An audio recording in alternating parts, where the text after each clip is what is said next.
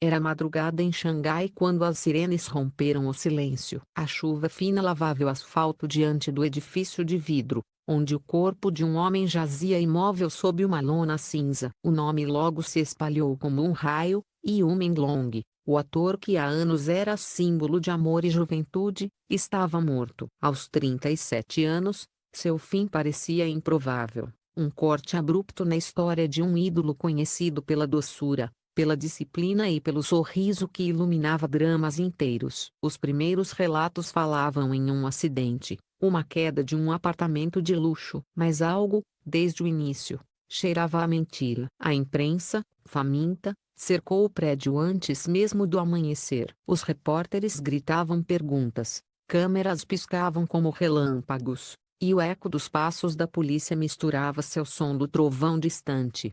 No meio do caos, um sargento cobriu o rosto com a mão e sussurrou para um colega: "Isso não é acidente." As palavras, captadas por um microfone esquecido ligado, vazaram horas depois, e bastaram para incendiar o país. Yu Menglong era mais do que um ator. Para milhões, ele representava a honestidade em uma indústria onde nada parecia verdadeiro. Surgido de um drama modesto e alçado ao estrelato por sua autenticidade, ele se tornara o príncipe da sinceridade, um contraste vivo ao brilho artificial das telas. Nos bastidores, contudo, sua recusa em participar de certos acordos havia lhe rendido inimigos silenciosos. Amigos próximos afirmavam que ele sabia demais e que vinha sendo pressionado havia meses.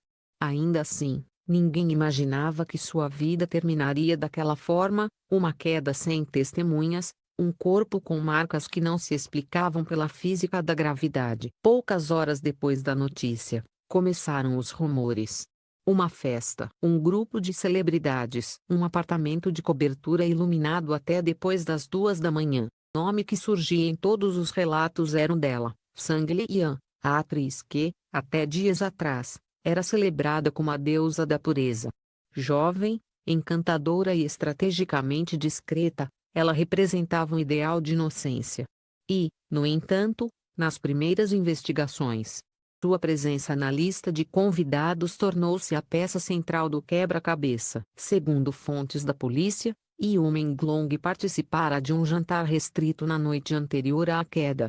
O evento, promovido por um produtor influente, reunira diretores, atores e investidores do mercado audiovisual. Câmeras de segurança registraram sua chegada às 21h47. Mas a filmagem seguinte, que deveria mostrar sua saída, desapareceu do sistema. O administrador do edifício alegou falha de servidor, uma coincidência que ninguém comprou. No subsolo, peritos trabalharam por horas. O relatório preliminar apontou nível de álcool 3 vezes superior ao permitido e traços de uma substância não identificada.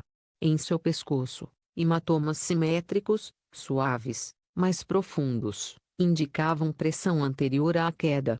E, no chão, a poucos metros do corpo, um anel dourado com uma inscrição em mandarim, "Nunca se cale." O documento da autópsia, que vazou para a imprensa 2 dias depois, foi a fagulha que transformou a tragédia em escândalo nacional. Frio, detalhado, impossível de ignorar. Termos como lesões incompatíveis com impacto, resíduo químico de origem desconhecida e ausência de reflexo de defesa ecoaram nas redes. De repente, a narrativa do acidente se desfez como o vidro trincado. A atriz Sang Lian foi convocada para depor. A agência emitiu uma nota curta, quase robótica: "A senhorita Sang colaborará integralmente com as autoridades." Nenhuma emoção, nenhuma negação. O público interpretou o silêncio como confissão. Sites de fãs fecharam suas páginas, marcas suspenderam contratos. Em 24 horas, a imagem da musa nacional desmoronou como o próprio prédio de onde Yu caiu. Mas, nos becos digitais, circulava outra história. Um funcionário anônimo de uma empresa de segurança revelou à imprensa estrangeira que as câmeras do andar 47 captaram algo antes da queda: 2 silhuetas em disputa, uma delas com o mesmo corte de cabelo de Sang Lian. O arquivo, porém, desapareceu na manhã seguinte. Após uma visita à técnica de representantes da produtora que administrava o condomínio, nenhum registro dessa visita foi encontrado. Enquanto isso, um jornalista independente recebeu um áudio anônimo, supostamente gravado pelo próprio Yu horas antes da morte. A voz trêmula dizia: "Eles me avisaram.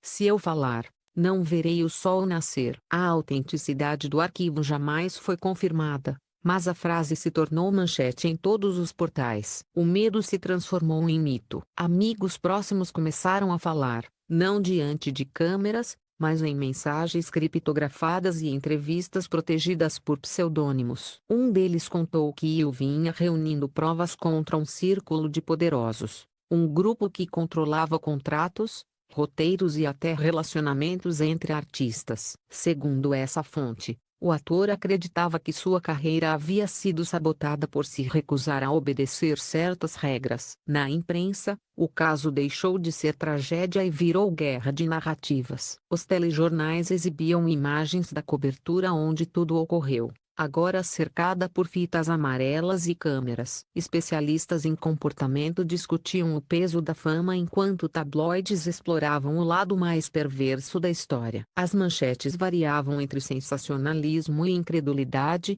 morte acidental ou silenciamento, o preço da verdade em meio ao glamour. Enquanto a investigação avançava, algo mais inquietante aconteceu. Na madrugada de 14 de setembro, apenas 4 dias após a tragédia, um incêndio tomou o mesmo prédio. As chamas destruíram parte da sala onde estavam armazenados os servidores de vigilância. Os bombeiros controlaram o fogo em menos de uma hora, mas os dados foram perdidos. A perícia descobriu que o sistema fora ativado de forma manual, e alguém havia desligado o alarme antes do incêndio começar. A coincidência tornou-se impossível de ignorar. As autoridades prometeram transparência, mas cada declaração parecia alimentar mais dúvidas.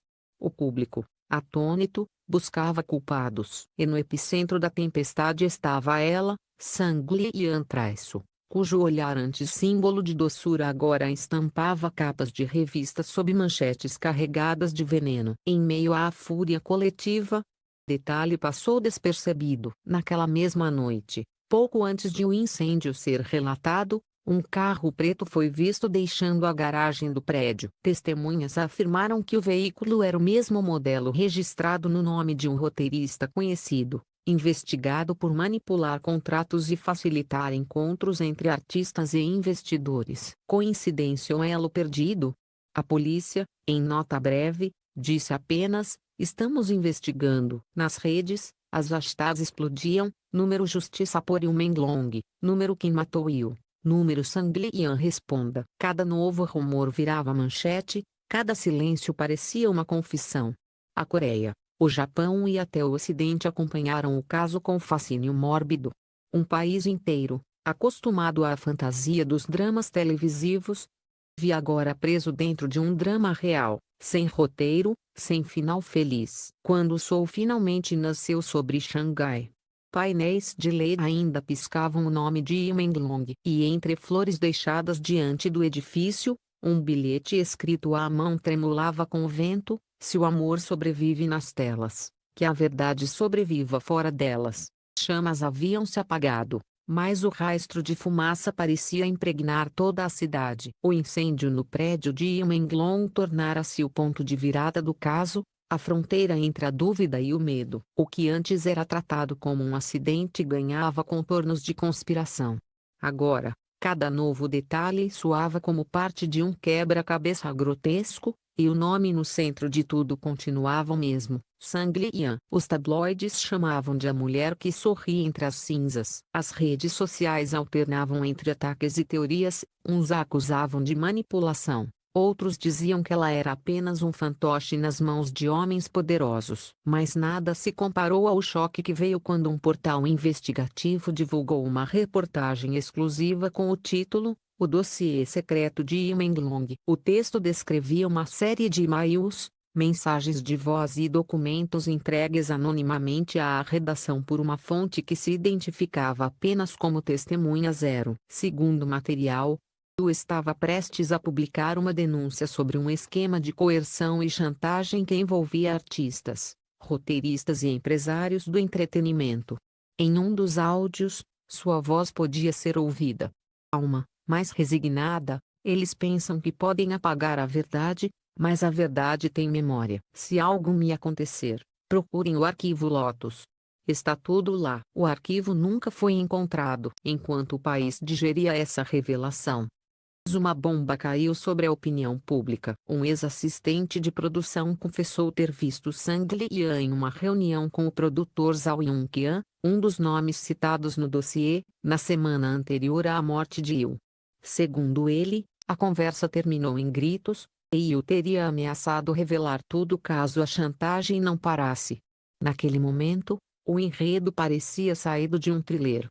Cada linha tinha eco no real. O comportamento de Lian após o escândalo só aumentou as suspeitas. Ela desapareceu por 3 dias inteiros, em contato com a família, amigos ou imprensa. Quando reapareceu, pálida e abatida, concedeu uma entrevista curta a uma emissora estatal. A voz trêmula mal conseguia sustentar as palavras: "Eu não posso falar.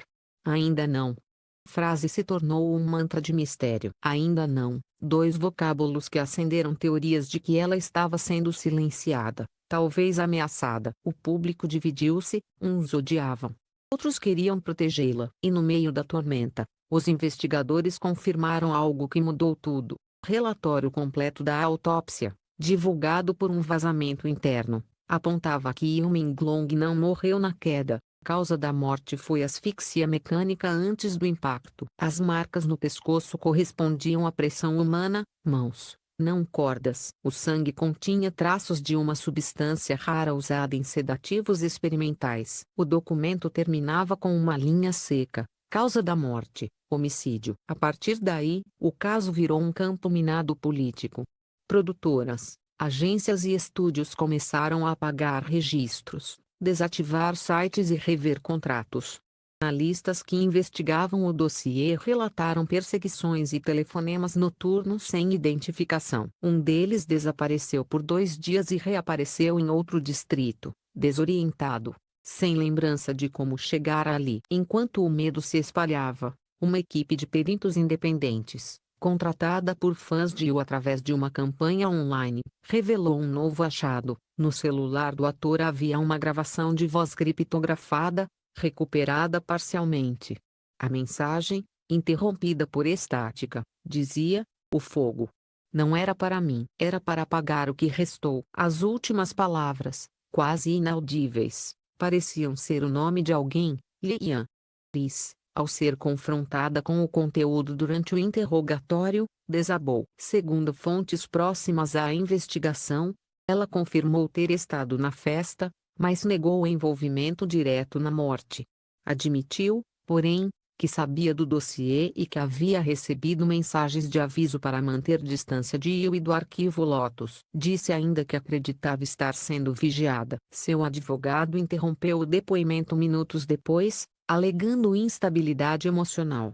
A revelação dividiu o país novamente. Alguns a viam como vítima de um sistema corrupto, outros como cúmplice de uma rede de manipulação que culminou no assassinato de Yu. Um analista de mídia escreveu: "Sang Lian não é apenas uma pessoa, ela é o espelho do medo. O medo que todos sentem quando a verdade se aproxima demais." A polícia, pressionada, anunciou a reabertura completa do caso. Novos mandados foram expedidos, e nomes poderosos começaram a circular discretamente em fóruns de jornalistas, roteiristas, investidores, diretores, todos ligados a uma empresa chamada Zengua Entertainment, uma produtora envolvida em múltiplos processos por corrupção. Coincidência ou não, foi a mesma empresa que produziu o último drama estrelado por Yu. Dias depois, um documento confidencial vazou no Weibo, um relatório interno de segurança listando os acessos ao prédio na noite da morte. Entre os nomes estava o de Zhao Yunqian,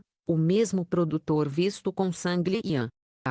2h07 da manhã. O mesmo minuto em que, segundo os peritos, Yu foi visto pela última vez com vida. A revelação gerou protestos diante da sede da empresa. Fãs deixavam velas, flores e cartazes com a frase: "Justiça não se apaga." A atmosfera lembrava um luto coletivo, não apenas pela perda do ator, mas pela perda da fé na verdade. Enquanto isso, Lian, em reclusão, escreveu uma carta manuscrita, entregue anonimamente à imprensa.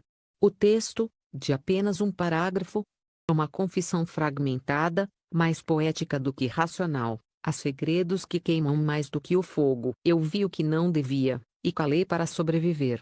O tentou salvar a verdade, e por isso o destruíram. Que o mundo perdoe, porque eu não consigo me perdoar. A carta foi analisada por especialistas e considerada autêntica. Após sua divulgação, a atriz desapareceu novamente, desta vez, de forma definitiva. Nenhum registro de voo, nenhuma movimentação bancária. Como se tivesse sido engolida pela própria sombra da história. O caso Yu Minglong transformou-se em um mito moderno. Programas de TV dedicaram especiais inteiros à sua vida, misturando fatos, lendas e teorias. Nas ruas, seu rosto estampa murais com a inscrição, nunca se cale. Para alguns, ele é mártir. Para outros, vítima de um sistema que devora seus próprios ídolos. O último relatório policial concluiu que o incêndio foi provocado intencionalmente e que houve tentativa deliberada de destruição de provas. Nenhum culpado foi formalmente acusado. O arquivo Lotus jamais foi encontrado. O mistério continua pairando sobre a indústria do entretenimento chinês, como um fantasma que se recusa a desaparecer.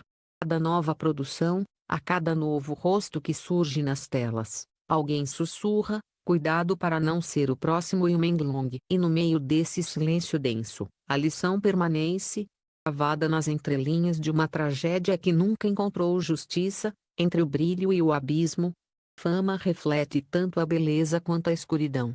E às vezes, a única verdade que sobrevive